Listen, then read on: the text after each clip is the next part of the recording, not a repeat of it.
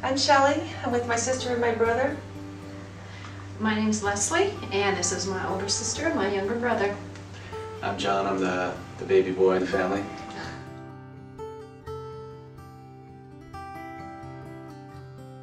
Well, we've talked about breast cancer in our family since we were children because it's a thread that has run through our family about as far back as names and records go, and it's so extensive, and it's something we've thought about all our lives. And so when Shelly was diagnosed with breast cancer, it's like, well, there it is. Yep. And she was the first of this generation, and it led us to think we need to find out what's going on.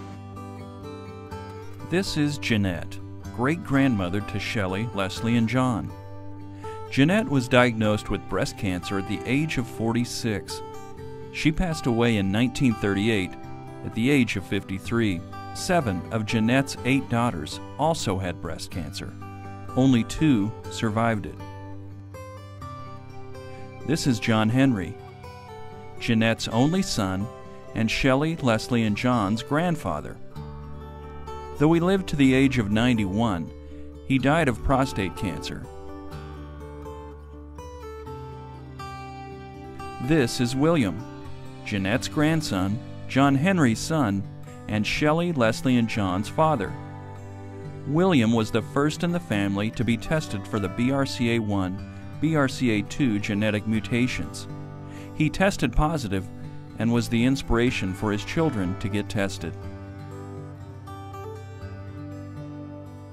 As a matter of fact, our dad, after Shelly was diagnosed with cancer for the first time, got tested at Myriad. I think that was in 99?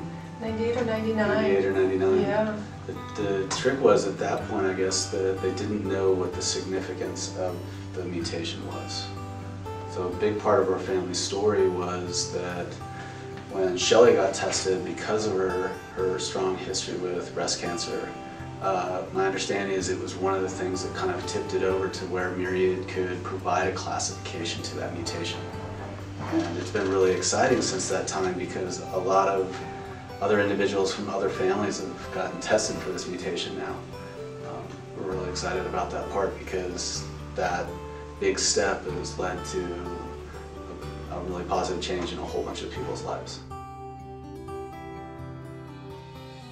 I got tested because my brother was more knowledgeable in the results of the whys and the what-fors, and so he brought me along.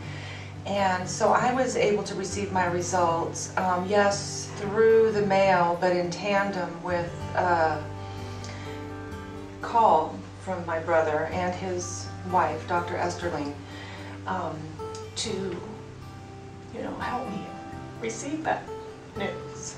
So I had, a hug along with it, which I'm very fortunate for that. But yes, I got everything and took it not only to my doctors, but all of them. My primary, I went and built my files everywhere. It's really important. And then it was the gateway, so to speak, where I could flood through, and the remaining members of my family that it would be really pertinent to were able to follow suit and do the same thing. We're still in the midst of reaching out. So one of the things that happened when Shelly made this decision is we as a group formed our own little mini BRAC pact. And the idea was that if one of us got tested, all of us would. And so that was kind of what we were doing in our generation. And since that time, we've been trying to reach out to more of our extended family. Like it is, I think, for a lot of families, there's some struggles there. There's concerns, there's misinformation. I do know that the decision to be tested is scary, and we learned today how you guys, Myriad, works to quickly expedite, and waiting for your results is long days. But knowing that my sister had done it and my brother was going to and my dad had done it, it kind of gave me the courage And so maybe by talking to family members and broaching it is, we're in this together. And let's find out together so that we can help our children and we can find out and further the science on this, because every step we take forward is so important. And if you bring people in as this is a team thing for us as a family and for humanity even. Right. Support. One of the things that I think is important, and we talked about this earlier, is, Shelly and I had talked many times about this, and I kind of came at it from probably more the scientific angle of it. And sometimes that doesn't carry the day. That may not resonate with people.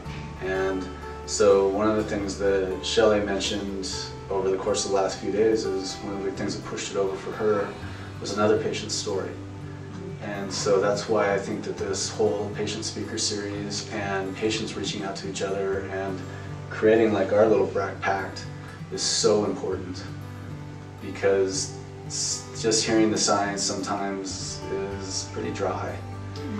Well, and being open about it, because there's some ongoing stigma, I think, about genetic testing, because just recently the insurance laws have changed and people think, well, I can't be tested because I won't be able to get insurance, and there's stigma, and we need to get past that, make it an open conversation. Yes.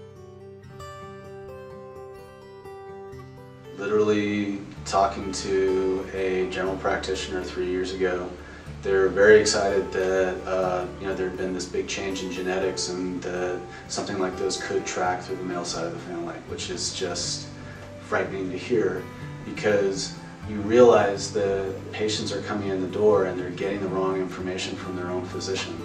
And to me, having been personally affected by this, it scares me, because how many people are out there trying to get tested and they're getting the wrong information? I know that I got the wrong information, I know you got the wrong information, and because of that, it didn't stop us from getting tested in our case, but it was certainly a pushback. And some people don't get tested because they get the wrong information, or they get tested after cancer. And I want to see previvors. Being an ambassador for your own health, it is scary, and that's a large part of what holds back. It's nice to hear the doctor say you don't have a risk. Everybody walks out a little bit lighter on their step. It was my mistake, and don't make the same one.